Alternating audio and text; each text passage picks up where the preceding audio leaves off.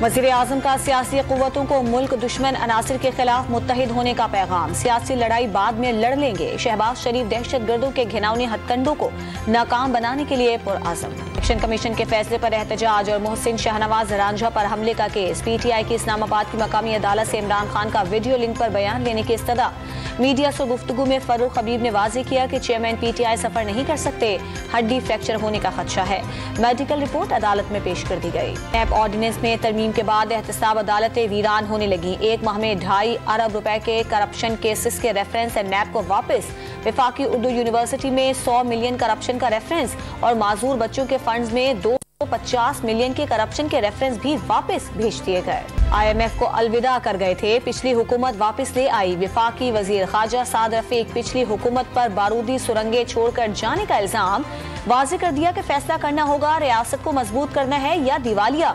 इमरान खान और नवाज शरीफ के अदवार में मवाजने का मशवरा भी दे दिया। Pakistan women cricket team Melbourne से दुबई पहुंच गई। टीम T20 वर्ल्ड कप में शिरकत के लिए कल केप टाउन रवाना होगी। पहला मैच रिवायती हरीफ भारत के खिलाफ 12 फरवरी को होगा।